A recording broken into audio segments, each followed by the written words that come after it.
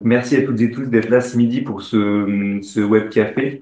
Il y aura un petit peu deux parties au web café. La première, ce sera l'essentiel, hein, parler du coup d'un sujet en particulier, des ATS. Et puis à la fin de cette présentation, si on garde toujours un peu un temps de discussion libre, si vous voulez évoquer vos accompagnements en cours, poser des questions, on est aussi là pour y répondre. Mais du coup, dans un premier temps, on a voulu évoquer avec vous un sujet qui revient souvent.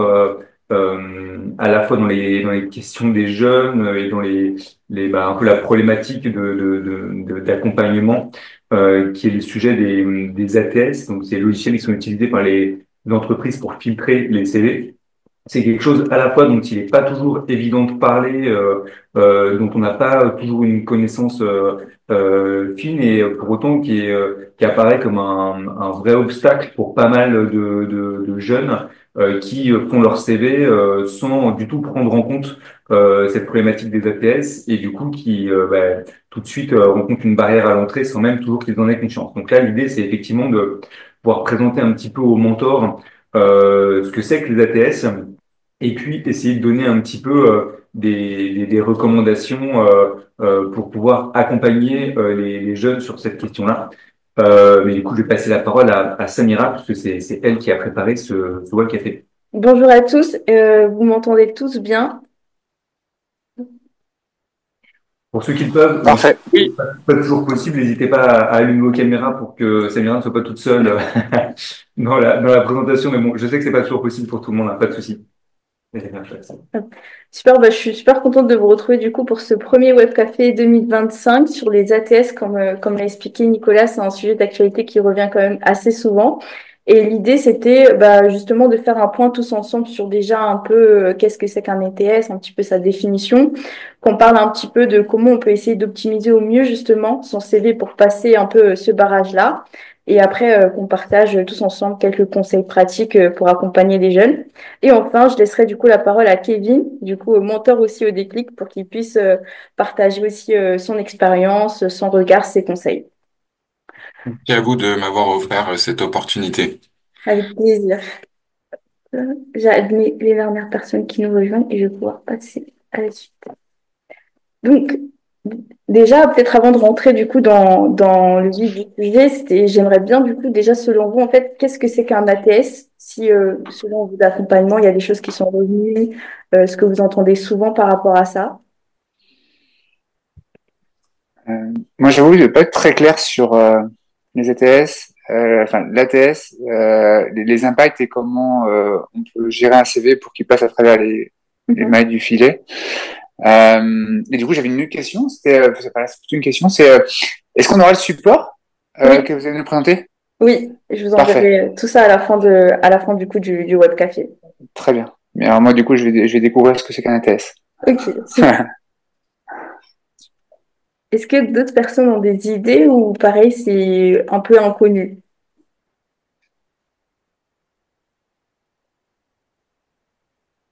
Moi, je vais pas répondre, hein, bien sûr. Oui.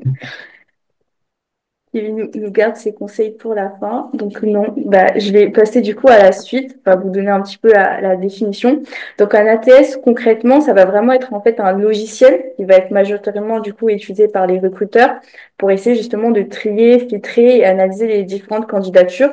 En fait, ça va vraiment permettre aux recruteurs de faire un premier tri sans qu'ils aient besoin vraiment de passer de nombreuses heures dessus. Donc pour eux, ça les aide, mais c'est vrai que par exemple pour les jeunes, la conséquence que ça peut avoir, c'est que comme les CV sont pas directement lus par des humains, ça peut faire que si le CV est peut-être pas trop bien structuré, s'il n'y a pas forcément les bons mots-clés, il peut être rejeté automatiquement. Ça va souvent donner lieu à des jeunes qui vont nous dire, par exemple, au bout de 20 minutes de candidature, ils reçoivent un mail automatique où ils nous disent, ma candidature elle a été rejetée. Et ça, typiquement, ça va vraiment être un cas rejet par ATS. Parce que vous imaginez bien, en 20 minutes, un recruteur n'a pas eu le temps de lire le CV. Donc c'est un sujet qui est tout aussi important aussi parce qu'il y a de plus en plus du coup d'entreprises, donc de grandes entreprises qui utilisent ces ATS-là. Donc l'enjeu c'est de savoir bah, au fur et à mesure comment nous de notre côté on peut accompagner les jeunes au mieux pour les aider à passer ce barrage-là. Et c'est ce qu'on va voir ensemble du coup. Donc, les ATS, en fait, ils vont s'appuyer sur trois critères principaux pour justement filtrer et analyser les CV, les lettres de motivation. Le premier critère, ça va être justement celui des mots-clés. L'idée, en fait, c'est que lorsqu'un recruteur va poster une annonce, donc en fonction de l'annonce, il recherche, je ne sais pas, par exemple, un product manager, quelqu'un en data, etc. Il va mettre des mots-clés dans les compétences qu'il recherche, les expériences. Et en fait, l'ATES va reprendre derrière un petit peu les mots-clés évoqués dans cette offre d'emploi pour pouvoir analyser le CV et voir ensuite si il retrouve à peu près les mêmes mots-clés spécifiques. Par exemple, est-ce que dans l'offre d'emploi, on va avoir une compétence comme compétence en utilisation des réseaux sociaux? Donc derrière, en fait, le logiciel va attendre de retrouver aussi le mot-clé gestion des réseaux sociaux, par exemple. Donc ça, c'est un des critères clés. Donc les mots-clés, comment est-ce que je peux adapter au mieux mon CV pour avoir des mots-clés spécifiques. Le deuxième critère, ça va vraiment être celui du format. Donc, faut pas oublier que les ATS, c'est des logiciels. Donc, il faut en fait leur simplifier la tâche et ça va passer par le fait d'avoir justement un format qui soit quand même assez lisible. Donc, pas trop un format très artistique où on va retrouver plein de graphiques qui peuvent justement compliquer la tâche en fait pour le logiciel. Et enfin, on va avoir du coup le critère lié à la structure du CV, donc une structure qui va répondre aux normes dont on a l'habitude. On va bien retrouver donc la section expérience, formation, compétences, tout ça pour permettre justement au logiciel de lire au mieux le CV. Est-ce que jusqu'à là, vous avez des questions ou c'est plutôt clair par rapport à ces trois critères? Très clair. Super. Hop, je vais passer à la suite. Donc, l'idée, c'est de voir justement en fait, ces trois critères-là, comment nous, on peut les optimiser au mieux dans un CV pour justement passer ce barrage-là. Donc là, on a une petite mise en situation justement par rapport aux mots-clés. L'idée, c'est de voir en fait justement ce qu'on disait, comment est-ce qu'on peut tirer d'une offre d'emploi, donc une annonce, les mots-clés pour pouvoir les renseigner plus tard du coup dans notre CV. Donc là, on a une offre d'emploi qui dit on recherche donc un chargé de communication pour gérer la stratégie digitale de l'entreprise. Donc, vous serez en charge de la création de contenu, du community management, de la coordination des événements internes et une bonne maîtrise de la suite Adobe et des outils d'analyse web est requise. Et l'idée, en fait, c'est qu'ensemble, on regarde un petit peu en fonction de cette offre d'emploi, quels sont les mots-clés qu'on peut tirer pour ensuite venir remplir notre CV, donc remplir notre section compétences, expériences, outils. Est-ce que s'il y a quelqu'un qui veut bien se prêter au jeu, par exemple, est-ce que voilà, il y a des mots-clés que vous voyez bien mettre dans la section compétences liées à cette offre d'emploi? Création de contenu, Stéphanie. OK, en compétences, création de contenu. Community management. Il y a la stratégie digitale, Stratégie digitale. il y a la communication. Communication, compétences, Mm. gestion de stratégie digitale. Donc, sur ces points-là, très bien, je pense qu'on a quand même des compétences qui sont pas mal spécifiques par rapport du coup, à cette offre d'emploi. On a aussi coordination, Zaliam nous dit. Et est-ce que par rapport aux expériences, à votre avis, qu'est-ce que vous auriez pu mettre pour adapter au mieux, du coup, le CV à cette offre d'emploi?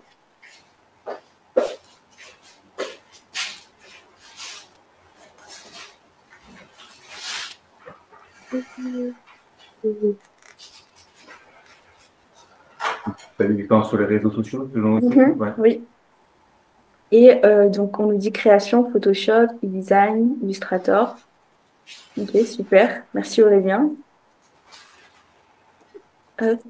Donc, globalement, je vais vous montrer la suite. Mais l'idée, c'est de voir justement par rapport aux ATS qu'on a une offre d'emploi. Vraiment, en fait, ce petit exercice-là de se dire, OK, quels sont les mots-clés que je peux tirer ou les expériences que je peux mettre en avant pour essayer de vraiment coller du coup à l'offre d'emploi auquel je postule. Donc, comment optimiser au mieux donc justement ces mots-clés? Là, on va avoir un premier exemple. Vous voyez, on a souvent des compétences qui reviennent un peu de manière, on va dire, assez générale, des compétences assez générales. On pourrait se dire que pour ces compétences-là, pour postuler à cette offre d'emploi, on aurait pu mettre rédaction, parce qu'on attend de nous, voilà, qu'on rédige du contenu. On pourrait attendre créativité, réseaux sociaux. En expérience, renseignez juste le fait qu'on gère des pages Instagram, par exemple, pour une association, les outils Photoshop, PowerPoint. Donc, c'est très bien d'avoir ce type là de compétences en tête. Mais nous, ce qu'on va chercher à faire pour vraiment maximiser nos chances par rapport aux ATS, ça va vraiment être essayer de remplir en fait des compétences plus spécifiques. Et là, j'ai vu que vous en avez pas mal cité. Par exemple, community management, c'est revenu.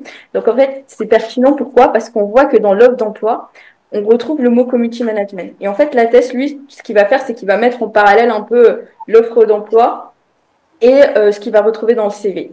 Donc là, c'était super pertinent de mettre ça parce que tout simplement, on le retrouve dans l'offre d'emploi. Il y a aussi stratégie digitale que vous avez bien cité. Donc voilà, c'est tout aussi spécifique par rapport à cette recherche-là. Organisation d'événements qu'on aurait pu aussi citer, tout simplement parce que ça revient dans l'offre d'emploi. On nous dit que voilà, on attend quelqu'un pour la coordination d'événements internes et ainsi de suite. Par rapport aux expériences, donc gestion, communication de communauté, en fait, l'idée vraiment, c'est comment est-ce que je peux être autant spécifique lorsque je remplis justement les mots clés dans mon CV. Et pour ça, se rapprocher justement au maximum de l'offre d'emploi. Est-ce que ça vous paraît clair par rapport à ça ou est-ce que vous avez des retours, des questions?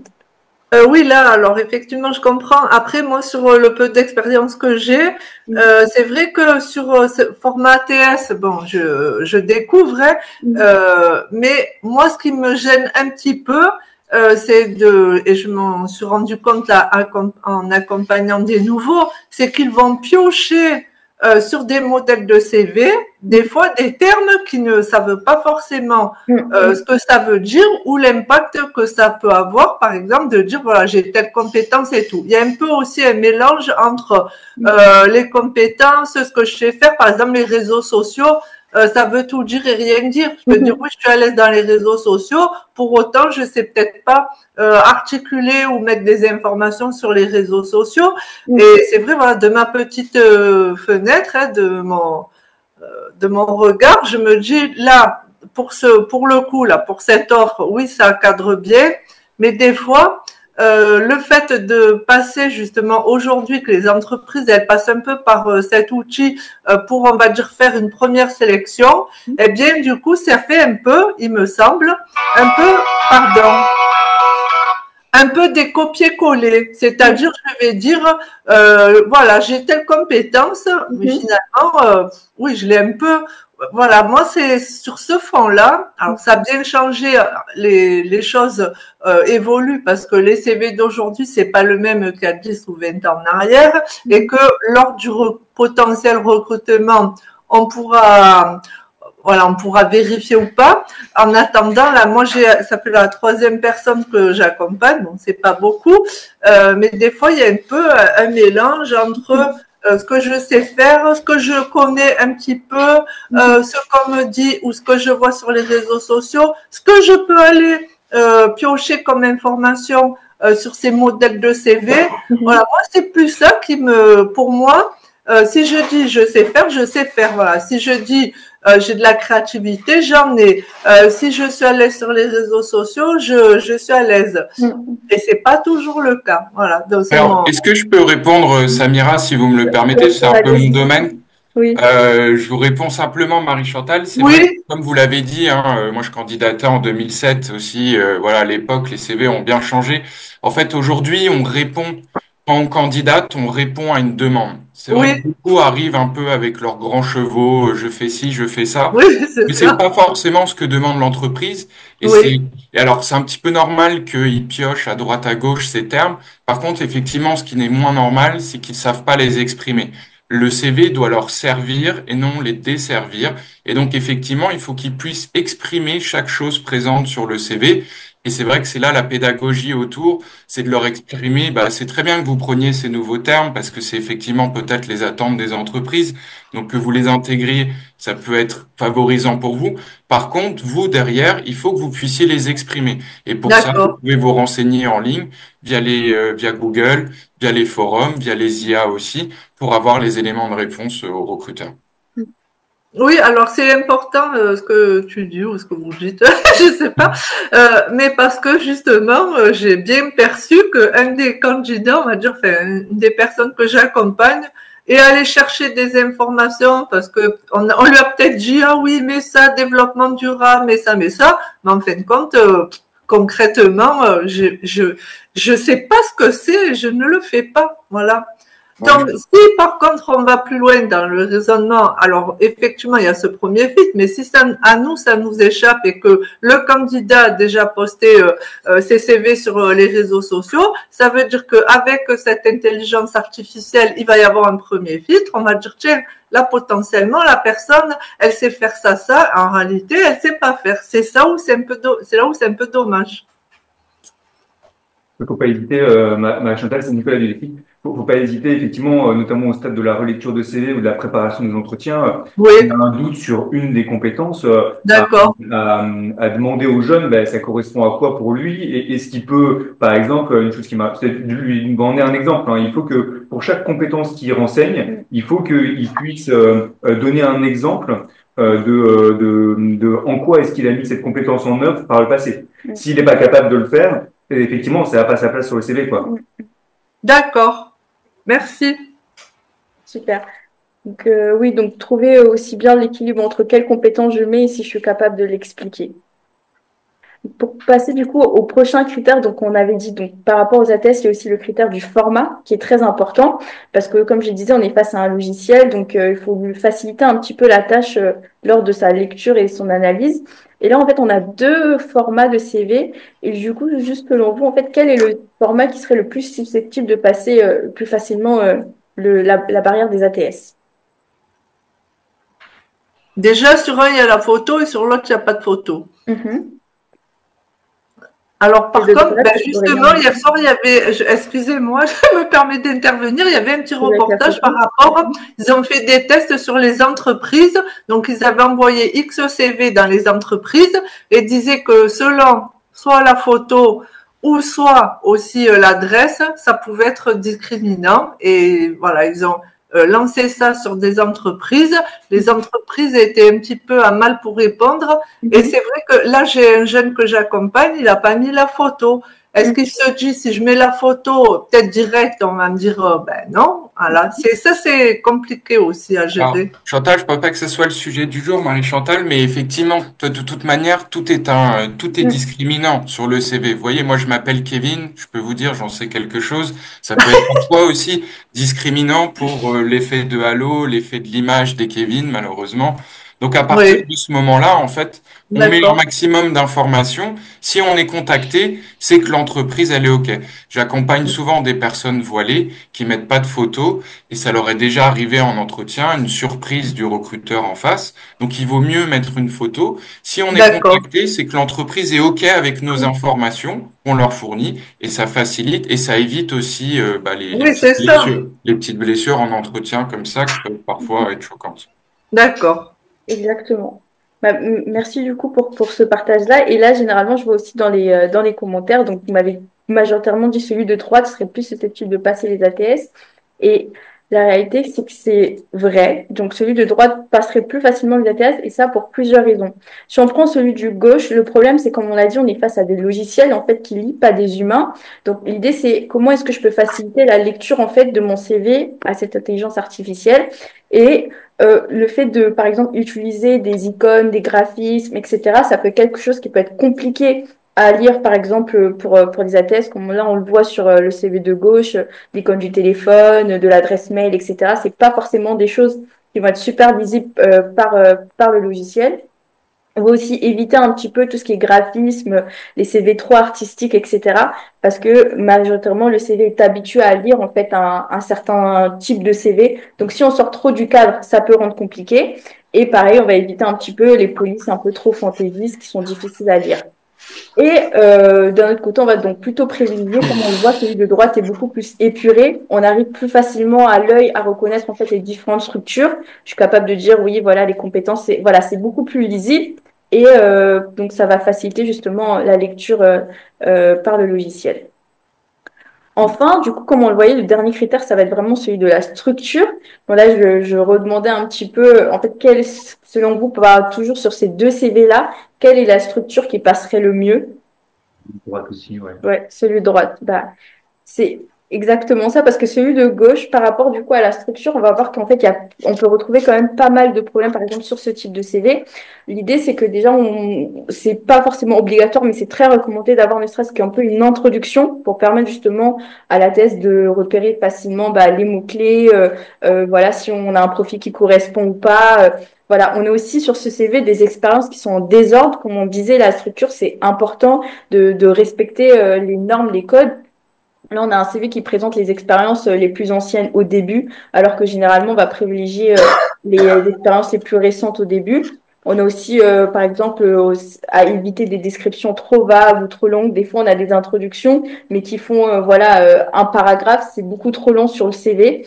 Et pareil, on va vraiment faire en sorte de respecter du coup les sections, mettre bien les compétences, etc. Et de l'autre côté, pour ce qui est de la structure, on peut le voir aussi sur ce CV-là, on va vraiment avoir un en-tête en fait qui est bien défini. Donc là, on sait que la personne qui postule est un étudiant, on a son profil avec une courte introduction. Ça permet tout de suite aussi au logiciel de repérer les informations clés. Les expériences sont rangées par ordre chronologique inversé. Donc pareil, on respecte la structure demandée. Et on va avoir des sections bien séparées et claires, donc la formation, les compétences, etc. Donc l'idée, c'est vraiment d'utiliser en fait un format qui soit maximum clair à lire, dans un format qui soit adapté et qui respecte un petit peu les codes dont on a l'habitude. Avant que je passe à la suite, est-ce que vous avez des questions par rapport à ça ou c'est plutôt clair pour vous? Moi, j'ai une question par rapport à l'entête, là, ce qu'on vient de voir. Est-ce que ça veut dire que la personne doit afficher clairement, par exemple, c'est pour la recherche d'un job étudiant, hein, je recherche un job étudiant. Est-ce que je peux dire, je suis à la recherche d'un job étudiant, je suis disponible dès maintenant, sur la région ou sur la ville de je sais pas quoi, avec donc possibilité, donc dans quel domaine, j'allais oublier, par exemple le week-end en 3-4 mots, parce que c'est ce que j'ai conseillé à aux jeunes, donc j'espère que ne pas m'être trompée.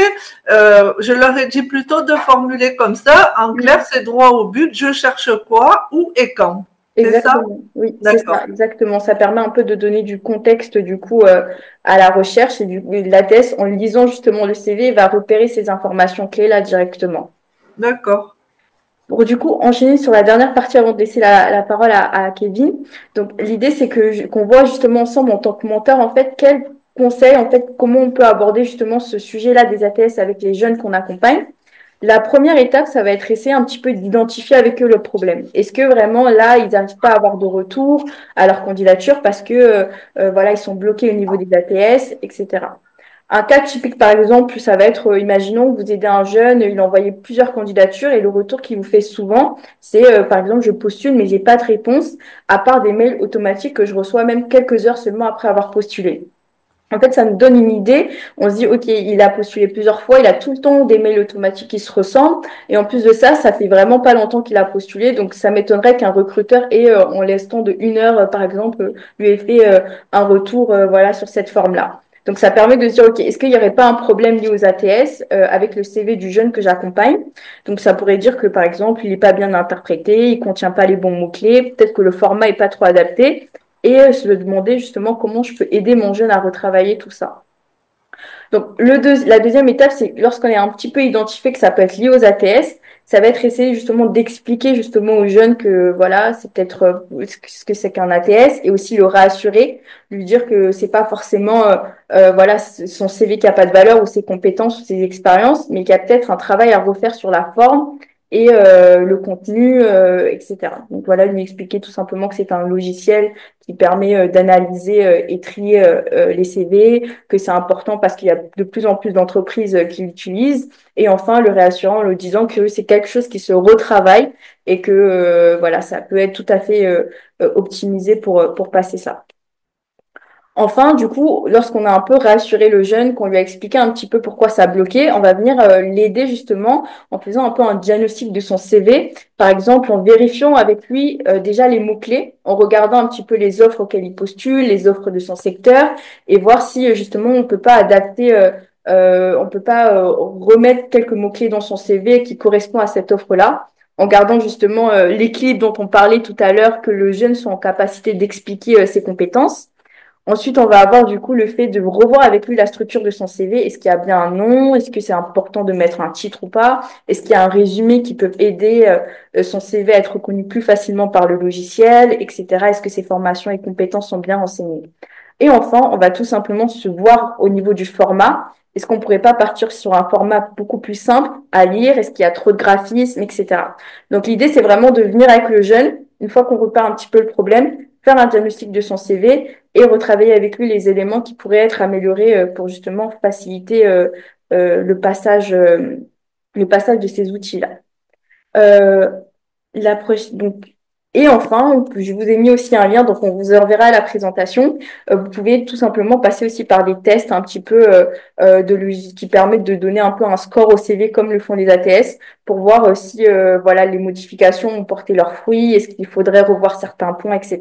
Donc vous aurez accès au lien dans la présentation quand je vous l'enverrai tout à l'heure. Juste avant que je passe du coup la parole à Kevin, est-ce que vous avez d'autres questions ou des retours à faire sur cette partie-là un peu pratique, accompagnement jeune, ou c'était plutôt clair? Bonjour Samira, Bonjour. j'ai une petite question. Oui. Pour les ATS, il est souvent dit qu'on ne doit pas mettre de photos parce que Mhm. ça empêche, alors que là, sur le deuxième CV, il y avait une photo.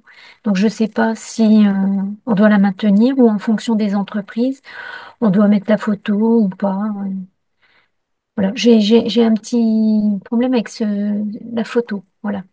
Est-ce qu'il faut la mettre quand on fait des candidatures spontanées sur des sites, même si les ATS, si tu veux, ne reconnaît pas la photo? Ou alors, est-ce que la photo, c'est simplement spécifique à des entreprises qui nous ont déjà contactés, qu'on a contactés lors de salons, etc. Alors ça, voilà, ma question, c'est la photo. Hop, voilà. Je vais peut-être laisser Kevin, qui sera peut-être plus à même de répondre à cette question que moi par expérience. J'allais me Ouais. proposer. Alors, question effectivement très pertinente. Oui, bien sûr, il faut toujours mettre une photo. Certes, elle n'est pas lue par les ATS puisque c'est une image, comme on vient de le voir dans la présentation. Tout ce qui est graphique, image, etc., sont effectivement pas lus par l'ATS. Par contre, on espère qu'à la finalité quand même de ces sélections de CV, qu'il y a un être humain qui les lise. Et s'il n'y a pas de photo, ça reste un bout de papier. La photo rajoute de la personnalité au CV. On a une personne. C'est pour ça qu'il faut faire des photos en tenue professionnelle, souriante, hein. Il y a des manières de faire les photos pro. On met pas des photos de carte d'identité, on met pas des photos de nous il y a 10 ans. Ou comme j'ai eu parfois dans mes formations des photos des personnes qui mettaient leur cousine parce qu'elle était plus jolie. Donc non, il faut effectivement mettre une photo de soi à jour, pertinente, parce que dans la finalité, quand on sort de la shortlist des ATS, on peut espérer aujourd'hui encore qu'il y ait un être humain qui le consulte, et donc d'avoir une photo. Son regard va se porter d'ailleurs tout de suite vers elle, parce qu'on est toujours porté, nous les êtres humains, vers le visuel d'abord, avant le texte. Et donc du coup, effectivement, ça rajoutera de la personnalité à ce PDF ou à ce bout de papier qu'il aurait pu imprimer. Oui, Et mais ça le évite souci, aussi les Kevin, hein. discriminations en entretien. Oui. Alors, le souci, Kevin, c'est que je me demandais si les ATS éliminaient systématiquement le CV où il y avait une photo. Voilà. Donc, ça nous permet pas d'accéder. Non, ça élimine Non, pas. parce qu'il ne le lit pas, en fait. Du coup, vous pouvez être tranquille là-dessus, puisqu'il n'est pas détecté pour lui. Il va voir, à la limite, peut-être qu'il y a une image implémentée, et alors ça, c'est un petit peu plus technique. Les PDF sont encryptés selon les sites de telle ou telle manière. C'est-à-dire, dans certains sites enregistrent de telle manière un PDF, d'autres sites de telle manière. Et donc, effectivement, dedans, soit la photo apparaîtra comme une image, soit il y aura pas, enfin, il y aura rien. Ce sera une case vide pour l'ATS. Alors, Après, par contre, justement, ça allait être le regard que j'allais vous porter lors de mon intervention. Il faut savoir que les ATS sont pas une science exacte. Ce sont des programmes qui sont créés par des entreprises à but lucratif, hein. Il y a des développeurs derrière, des entreprises qui les vendent, comme Excel, voilà, Microsoft vend ce type de programme aux entreprises. Les ATS aussi. Certaines entreprises, comme des grands groupes, développent leur propre ATS en interne, via aussi des entreprises externes. Et donc, en fait, à la finalité, on ne pourra jamais vraiment savoir comment est programmée l'ATS. Par contre, ce qu'on sait de source sûre, c'est que les recruteurs, quand ils le programment, qu'est-ce qu'ils vont mettre dedans?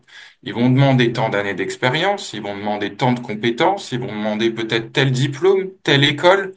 Qu'est-ce qu'ils pourraient demander d'autre?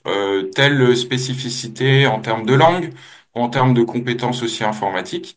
Et ils vont lancer leur programme en ligne. Et en fonction de, effectivement, si le CV match, eh ben, il y a des réponses. C'est-à-dire que les CV sont sélectionnés, peuvent être retriés derrière, jusqu'à avoir une shortlist. Le but, en fait, il faut le voir, ces ATS, c'est une simplification pour les recruteurs, parce que dans les grandes villes, notamment Paris, il y a pour beaucoup de postes 500 à 1000 candidatures. Donc effectivement, l'œil humain fatiguerait d'étudier toutes ces candidatures. Donc maintenant, ils ont un petit peu ces petites moulinettes qui leur permet effectivement de faire des sélections. Et donc à la finalité, il va y avoir une shortlist de personnes qui vont contacter. Donc c'est pour ça qu'aujourd'hui, il faut être le monde évolue, hein. C'est vrai que je dis souvent le train de l'innovation, il avance avec ou sans nous. On n'est pas obligé d'être dedans tout le temps. On n'est pas obligé non plus de rester maintes et maintes arrêts. Mais il faut au moins monter un peu dedans, faire quelques arrêts, voir un petit peu où on en est aujourd'hui. Et effectivement, le sujet mettre depuis 2024, et ça existe pourtant depuis 15 ans, les ATS. C'est les ATS parce que beaucoup se rendent compte avec Canva ou d'autres logiciels de design que leur CV trop designé passe parfois à la trappe. Alors, ça n'empêche pas de faire des beaux CV. Attention, Canva, parfois, si on arrive à trouver les bons modèles et qu'on respecte les polices et qu'on respecte un petit peu certaines implémentations, ça peut passer en ATS. Hein, j'ai déjà, par hasard, tombé sur un CV lors de mes formations en titre d'exemple qui passait très bien et pourtant c'était un CV Canva. Par contre, effectivement, comme vous a montré Samira, sur l'exemple des CV de droite, c'est ce qui passe aujourd'hui le plus les ATS. Alors moi, je vous rassure, dans mon entreprise, je suis un problem solver, je suis un facilitateur, donc je suis voilà, référent IA Île-de-France pour Manpower Group. Donc, vous avez quand même des moyens aujourd'hui d'avancer rapidement sur ces sujets, parce qu'on le sait tous qu'un CV, c'est long et parfois fastidieux à faire. Vous avez des sites comme Cvis.co qui vous permettent de transformer un CV Canva ou tout autre CV en CV, comme a présenté Samira, c'est-à-dire au format attendu par les ATS et qui soit sûr de passer. Donc peut-être que visuellement, il sera pas très joli, parce que c'est vrai que bon, on revient à ces CV Word de l'époque, 2007, mais comme l'a très bien expliqué Samira, au moins tout est relevé dessus. Parce que si vous faites l'essai, et je vais vous mettre d'ailleurs les sites dans le chat, vous avez aujourd'hui plusieurs sites pour tester auprès de des gens que vous accompagnez, vous pouvez tester leur CV. Hein, il y a plusieurs solutions aujourd'hui qui s'offrent quand même à vous. Je crois que c'est jobscan.co, je ne sais plus. Vous avez CV Reader, qui est un site français qui est en fait là un site qui propose de vendre à ces entreprises son ATS, parce que comme je vous le disais, ça se vend, mais on peut le tester gratuitement. Et donc, ça vous permet d'aller tester aussi les CV des personnes que vous accompagnez. Et si effectivement toutes les informations dessus ne sont pas au bon endroit, c'est qu'effectivement sur le CV, il y a des choses à changer dans l'implémentation pour que ça passe. Vous avez JobScan aussi, qui va permettre, alors c'est un site qui est en anglais, mais aujourd'hui, vous pouvez traduire tous vos pages web et il comprend très bien le français. Donc, en fait, vous pouvez mettre le CV, mettre l'annonce et voir si ça match. Vous obtenez un taux de match rate, comme on dit en English. Donc, comment on pourrait dire, est-ce que le CV matche bien l'annonce? Vous avez un taux. Si la personne que vous accompagnez a un taux inférieur à 90%, il y aura des difficultés pour passer les ATS. Donc aujourd'hui, toutes les entreprises n'utilisent pas des ATS. Pourquoi? Parce que c'est très cher, ça peut leur coûter très cher. C'est pour ça qu'ils passent par des cabinets de recrutement. Et qu'est-ce qu'ils vont faire? Ils peuvent passer aussi par ChatGPT ou les IA. Ils peuvent dire très bien à une IA, peux-tu me retrouver dans ce CV comme un ATS, telle compétence, tel diplôme, tant d'années d'expérience, etc. Et à la finalité, obtenir une synthèse. Et donc ça aussi, ça existe maintenant, ce genre d'agent IA qu'on peut créer sans passer par des pro-logiciels qui pourraient être très onéreux pour les entreprises. Donc voilà un petit peu aujourd'hui les avancées dans le domaine du recrutement. Oui. Kevin, j'ai juste une question. Le CV, la vertu de convaincre à la fois la TS et de convaincre la personne physique, en l'occurrence le recruteur. Dans 98% des CV que moi je regarde dans mon job et avec les jeunes, ça passe par Canva. Qui a une vertu, c'est donner quelque chose de beaucoup plus attractif pour l'employeur et de beaucoup plus visuel. Si demain le bon mix, parce que la TS, il va regarder que le fond finalement, mais si tu as le fond qui correspond aux critères de la TS et tu as la forme qui respecte les chartes, le graphique, etc., mais qui passe par Canva, au final, c'est le bon mix. Parce qu'effectivement, ce qu'il va pas voir, les icônes, il ne va pas les voir, mais c'est pas pénalisant pour le candidat.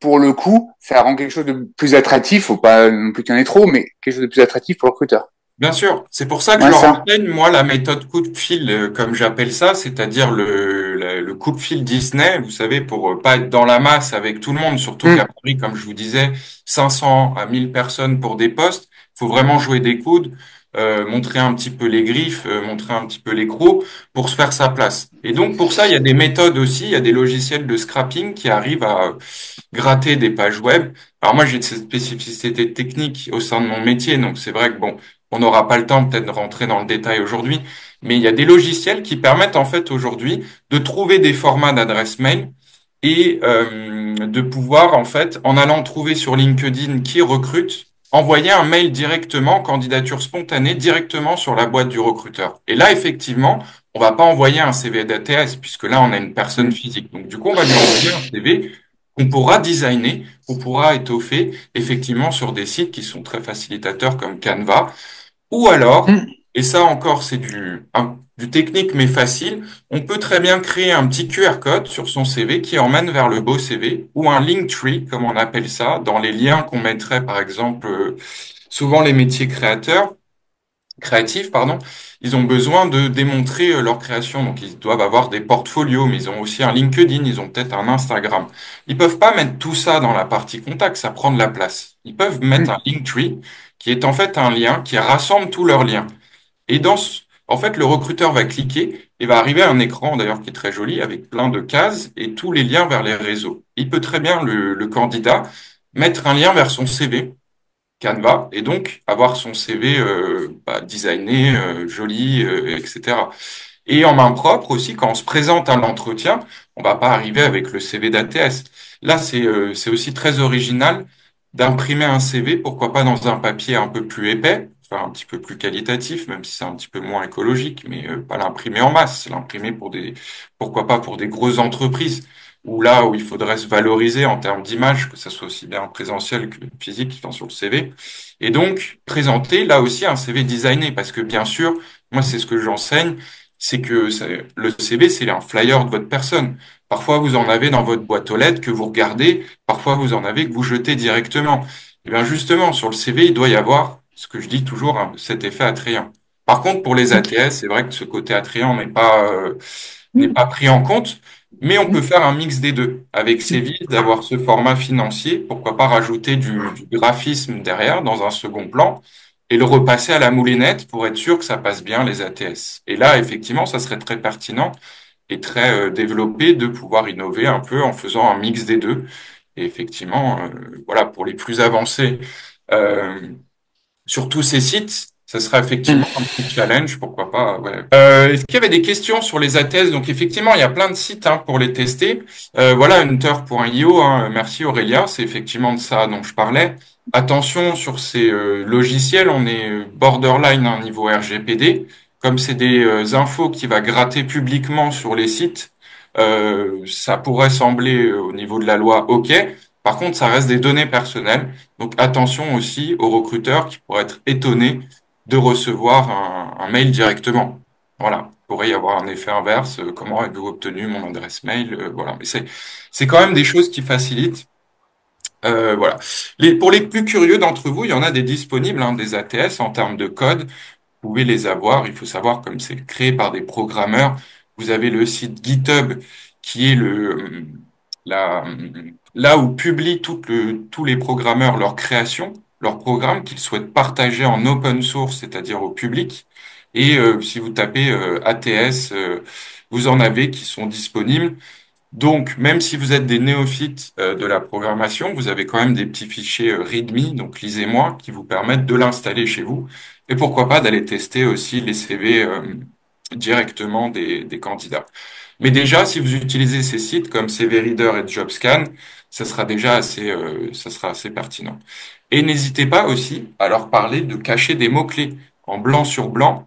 Je rappelle que si l'œil humain discerne les images, il ne discernera pas des mots écrits en blanc sur blanc. Par contre, comme ils sont écrits, le programme les lit, lui. Et donc, il y a des petits malins aussi qui, pour passer ces fameuses barrières, utilisent ce genre aussi de supercherie parce qu'ils savent pertinemment que parfois ils vont pas passer s'ils mettent pas telle école, s'ils mettent pas tel logiciel. Mais encore une fois, il faut pouvoir les expliquer. Et pour ça, vous pouvez leur dire, aujourd'hui, vous n'avez plus le droit de pas savoir dans vos domaines d'activité. Pourquoi? Parce que si vous êtes des personnes vraiment curieuses, que vous appréciez votre métier, que vous avez envie de l'exercer, vous pouvez avoir les réponses en ligne. Vous avez Google qui vous répond déjà à toutes vos questions. Et si jamais ça ne suffisait pas, bien sûr, il y a les IA. Les IA, aujourd'hui, elles nous aident. Et il faut les voir comme des choses qui nous permettent d'être des êtres humains augmentés, d'avoir des réponses à beaucoup de questions. Bien sûr, parfois, elles peuvent faire des erreurs dans leurs réponses. C'est pour ça qu'il faut leur redemander les questions, affiner ses recherches. Mais elles peuvent quand même aider tout un tas de monde à écrire, pourquoi pas, un pitch de présentation de profil au début du CV et aussi, pourquoi pas, obtenir des notes et des recommandations sur un CV. Donc, épaulez-vous de tout ça, même pour les retours, hein. Moi, c'est pas parce que je suis formateur et que je forme des demandeurs d'emploi que je m'épaule pas de ces outils de temps en temps pour vérifier la pertinence de leurs propos sur les CV, parce qu'on peut pas être expert de tous les métiers. Et c'est ça où je voulais en venir par rapport à vos interventions précédentes. N'oubliez pas que les conseils qu'on leur donne, c'est un petit peu selon nous, hein, et notre expérience. Moi, je pars toujours d'un principe qu'il faut effectivement qu'ils puissent avoir un CV vraiment passe-partout. Donc, éviter voilà les trop de design dessus et les choses qui ne seraient pas pertinentes pour une candidature. Oui, j'ai des questions. Oui, alors là déjà, je suis pas sûre d'avoir tout compris sur les outils ou tout ce qui est mis à disposition, parce que la plupart je ne connais pas. Donc déjà pour accompagner, il faudrait que je connaisse déjà un peu mieux. Par contre, juste ce qui m'interroge, c'est que là, dans la plupart des jeunes qui sont en recherche d'eux, c'est souvent pour des jobs étudiants ou des alternances. Donc là, comme on vient de nous le présenter, peut-être affiner sur le CV, faire telle chose ou pas. Est-ce que c'est pas, on peut pas demander, par exemple, là j'accompagne une jeune fille qui cherche un apprentissage qui a 16 ans, j'ai un autre jeune là qui a 18 ans qui démarre. Je me vois pas le lancer le lancer là-dedans à faire quelque chose, on va dire, enfin, tout ce qu'on vient de voir.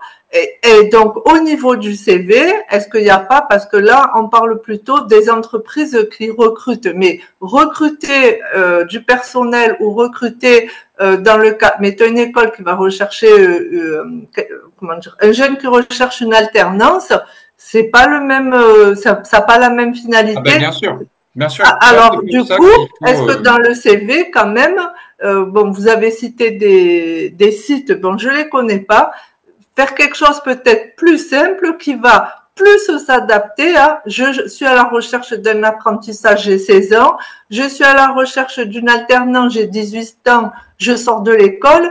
Ce qu'il a même déjà moi à mon niveau de ce qu'on nous a présenté, c'est déjà un peu compliqué pour moi. Donc je me mets à la place du jeune parce que là j'accompagne un jeune qui vient d'étranger, qui a 18 ans, qui on va dire qu'il patauge, qui a un peu des difficultés. Donc, si je le lance là-dedans, est-ce que c'est pas à ce moment-là, même en passant par ATS, CV designer ou quoi, faire quelque chose beaucoup plus simple? Voilà, c'est ma. Alors c'est pour ça que je vous ai présenté. Ah ben non, je voulais pas noter d'ailleurs, Cvis.co. En fait, Cvis.co transforme le CV. Vous avez, je vous rassure, à lancer personne. Effectivement, votre propos est très pertinent. Si le jeune, et ça j'ai déjà eu le cas dans mes accompagnements bien sûr, cherche un job étudiant, oui. Ça dépend dans quel secteur il cherche, en fait. S'il cherche dans des magasins ouverts au grand public, la Oui, meilleure des manières pour lui, ça va être de se déplacer. S'il se déplace et qu'il remet en main propre, effectivement, ça va être de faire un CV attrayant visuellement. Donc Canva suffira. Donc nos conseils pourront suffire là-dessus. Il y a d'accord. aussi des gens qui cherchent, par contre, il y a des jeunes qui cherchent des premiers emplois, que ça soit aussi bien en alternance ou en CDI, mais qui veulent postuler dans des grandes entreprises. Il faut savoir que tout ce qui est site de candidature en ligne, donc Hello Work, France Travail maintenant aussi, Indeed, Oui, tout ceci, c'est ATS. Si on publie les offres sur le site d'une entreprise dans laquelle on publie et qui demande une candidature, ça sera ATS. Il faut pas croire que au vu du nombre de candidatures qu'ils reçoivent, parce qu'il n'y a pas que pour un poste, vous imaginez bien qu'ils recrutent peut-être pour la technique, pour l'informatique, pour le oui, juridique. Donc, ça sera ATS, puisqu'il y aura trop de candidatures à traiter. Par contre, si le jeune, il veut un job étudiant, c'est-à-dire travailler en caisse, par exemple, chez Carrefour ou ailleurs, ce qui est oui, tout à fait oui. faisable, ça va être la meilleure des recommandations. Moi, je le dis aujourd'hui, c'est d'aller se présenter avec son CV, habillé de la meilleure des manières, bien C'est ce sûr, que pour, je dis. voilà. Voilà. Mais par C'est ce que contre, je leur dis. effectivement, si c'est une personne qui veut postuler dans des plus grosses structures, ou même à taille moyenne, hein, euh, Oui, par des candidatures en ligne, il faudra prendre en compte les ATS pour pas qu'ils restent sur la touche. Parce que si on ne prend pas en compte, en fait, toutes les candidatures servent à rien puisqu'elles matchent jamais. Et moi, j'accompagne beaucoup de seniors qui ont 50, 60 ans, qui s'étonnaient de pas recevoir d'appels, etc. Oui, parce que leur CV ne matchait pas du tout. Et donc, effectivement, ils comprennent aujourd'hui, avec ces nouveaux enjeux, de toute façon, il faut savoir qu'aujourd'hui, ça va être comme ça, hein. Les candidatures vont se faire en ligne via des programmes. On va pas revenir en arrière, c'est les avancées. Et donc, du coup, faut en être conscient. Et c'est pas lancer une personne dedans, mais plutôt porter à son attention ou attirer sa curiosité. Moi, j'attire beaucoup sur la curiosité, qu'aujourd'hui, ça peut se passer comme ceci. Pas de lui dire que ça sera toujours exact, mais ça peut se passer comme ceci. On candidate chez Carrefour en ligne, ATS. On y va en présentiel, pas ATS. Mais on candidate à la Fnac en ligne, ATS. On y va en présentiel, pas d'ATS. Donc c'est ça la petite spécificité. Maintenant, tout ce qui fait en ligne, ça sera traité par des programmes et on le voit bien même dans nos entreprises comment ça évolue. Et sachant que là, on parle des IA, des ATS, mais bientôt il y aura les agents IA qui permettront effectivement de faire des petites spécificités comme ceci. Excusez-moi, et pour tout ce qui est, parce que ce qui ressort quand même beaucoup sur la plateforme, hein, c'est de l'apprentissage ou surtout des alternances. Donc, est-ce que pour les alternances, c'est pareil? On leur dit Pareil. plutôt passez par ATS, faites votre CV. Pour les grandes entreprises, ou si Oui, pour les. candidatent en ligne. Si Oui, candidatent en ligne, ATS. Si d'accord, candidatent en présentiel, ils font un beau CV, voilà. C'est d'accord. pour ça que Cevis.co va vous faciliter votre accompagnement, parce que ça va vous permettre de leur dire, regardez ce qu'il fait, il prend votre beau CV Canva, et il le transforme juste en format ATS. Comme ça, vous avez les deux. Voilà. Vous pouvez donc envoyer en ligne et donner, remettre en main propre. Et excusez-moi, et donc là, il y a les entreprises, mais il y a aussi, là, j'ai accompagné une jeune fille, elle, donc, elle est passée par ATS pour faire son CV, elle l'a mis sur les réseaux sociaux, et il y a une école qui l'a contactée, donc ça, j'en revenais pas, qui l'a contactée dans le cadre, parce qu'elle ne savait pas trop ce qu'elle voulait faire, au départ, c'était plutôt job et étudiant et tout, finalement, elle l'a contactée, elle est allée voir à l'école, ils lui ont proposé de faire une alternance, et donc, elle a été recrutée comme ça. Donc, il Non, y a mais ça, aussi. les écoles. Alors, oui, attention à leur publication de CV hein, sur les réseaux, parce que du coup, il y a des données personnelles dessus. Hein. Quand on met son adresse exacte, je pense pas que ça Oui, soit pertinent pour un recruteur. On peut très bien mettre une ville. On va pas vous recruter parce que vous habitez plus au 20 qu'au 18. Donc, d'accord. effectivement, ça qu'elle l'ait publié, c'est très bien parce que ça permet de partager effectivement le CV. Attention, les écoles au piège. Hein. Les écoles en alternance, ils vous prendront toujours. Pourquoi? Parce que eux, leur seul et unique but, c'est que le candidat trouve son alternance, puisque c'est l'entreprise qui va aussi rémunérer l'école.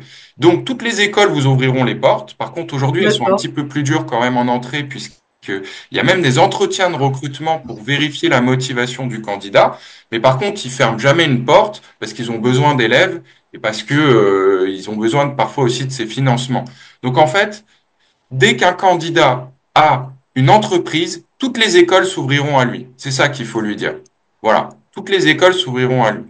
Mais par contre, toutes les écoles le prendront aussi, mais lui demanderont d'aller trouver une entreprise. Et en général, ils accompagnent moyennement là-dessus. C'est plus aller au candidat, justement, d'aller démarcher et de se faire ses premières expériences de candidature pour l'alternance. Mais c'est ce qu'il y a de mieux, l'alternance pour les jeunes, parce que c'est théorie pratique. Pour l'avoir fait moi-même, on allie théorie et pratique, c'est ce qu'il y a de mieux, parce qu'on arrive déjà en entreprise avec 2 ans, 3 ans parfois d'expérience.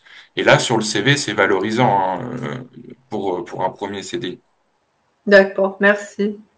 Bonjour tout le monde. J'avais une petite question.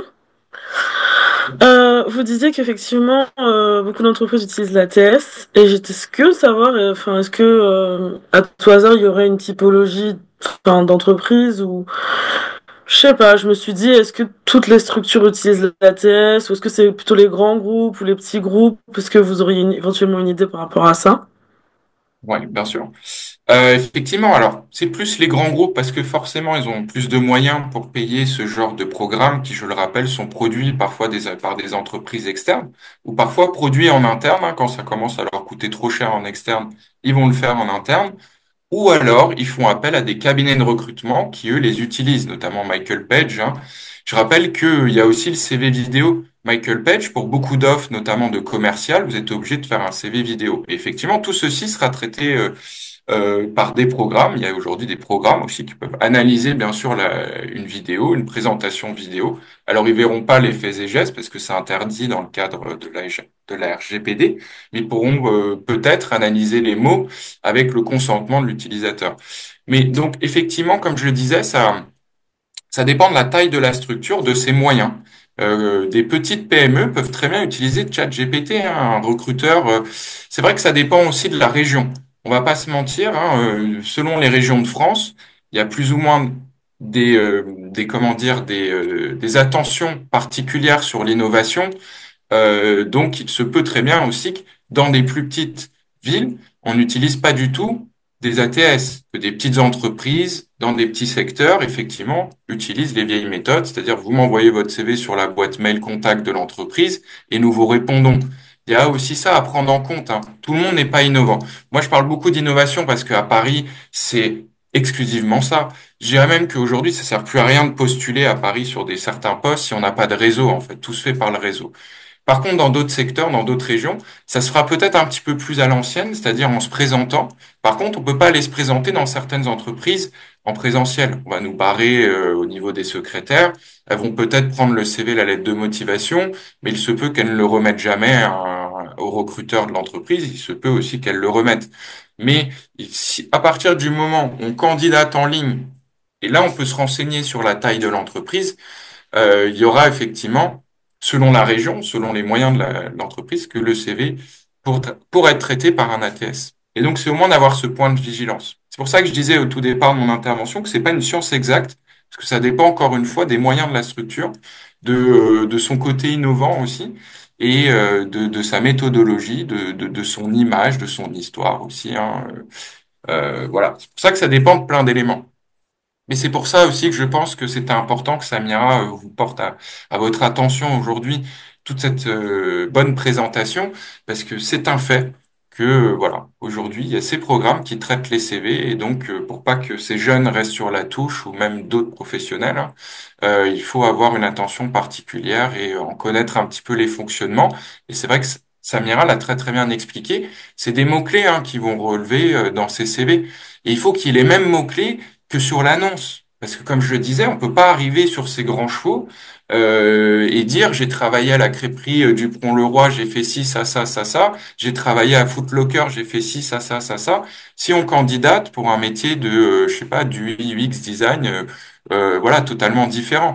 On doit orienter son CV et ses expériences pour le poste. C'est comme ça qu'on qualifie une candidature. Moi, j'appelle ça une candidature qualifiée, c'est-à-dire un CV orienté entreprise et pour le poste précisément. Donc dans les missions précédentes aussi. Moi, j'ai 20 ans de commerce derrière moi. Aujourd'hui, je suis formateur. Dans mon CV, j'ai tourné mes expériences en tant que formateur. C'est-à-dire, et c'est vrai que je faisais de la pédagogie de toute manière auprès de mes clients pour les conseiller auprès de mes produits. Et voilà comment j'oriente mon CV aujourd'hui. Il faut toujours orienter en fonction du poste qu'on vise. Et donc ça, après, peu importe, effectivement, mais on doit répondre aujourd'hui à une attente. L'entreprise a un besoin, le candidat répond à cette attente. Voilà. Et c'est pour ça que ceux qui arrivent, comme je disais, avec leurs grands chevaux, moi je fais ci, ça. Ouais, mais c'est pas ce qui est demandé en fait. Certes, c'est très bien, mais voilà. Très clair, merci. Bah, je vous en prie. Super. Est-ce qu'il y aura d'autres questions ou Non. non, Non, super. non, non plus. Je vais tous vous remercier de vous être présentés, d'avoir pour vos partages d'expérience aussi.